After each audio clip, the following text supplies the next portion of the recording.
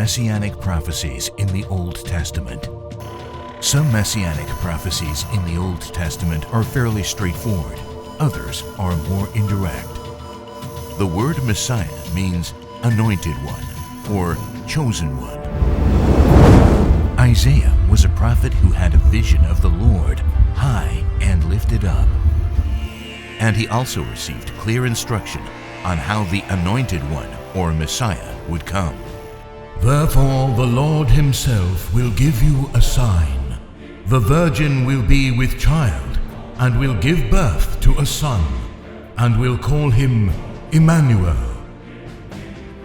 And in another place, Isaiah described the Messiah this way. For to us a child is born, to us a son is given, and the government will be on his shoulders.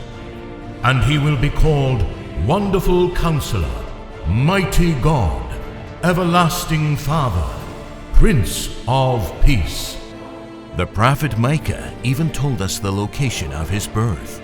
But you, Bethlehem Ephrathah, though you are small among the clans of Judah, out of you will come for me one who will be ruler over Israel, whose origins are from old, from ancient times.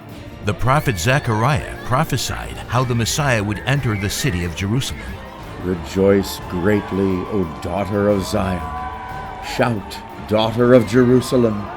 See, your king comes to you, righteous, having salvation, gentle, and riding on a donkey, on a colt, the foal of a donkey. Daniel provided many exact prophecies, including the timing of the death of the Messiah and exactly how many years this would happen after an important event in world history. From the time the word goes out to restore and rebuild Jerusalem until the Anointed One, the ruler, comes, there will be 7 sevens and 62 sevens. After the 62 sevens, the Anointed One will be put to death and will have nothing. The people of the ruler who will come will destroy the city and the sanctuary. The prophet Isaiah not only told us how the Messiah would come, but how brutally he would be treated.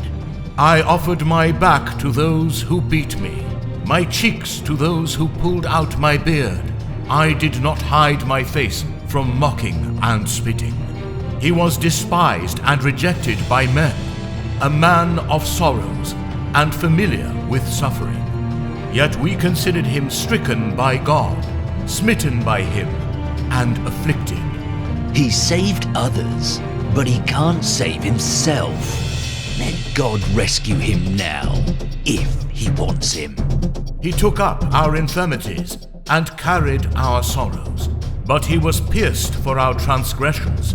He was crushed for our iniquities. The punishment that brought us peace was upon him, and by his wounds we are healed. We all, like sheep, have gone astray.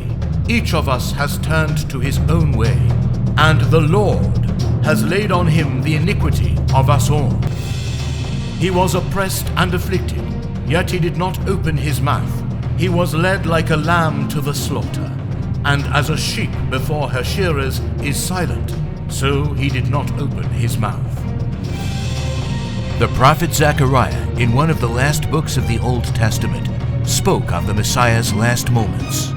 They will look on me, the one they have pierced. God had predicted the Messiah would come, and the prophecy would be fulfilled.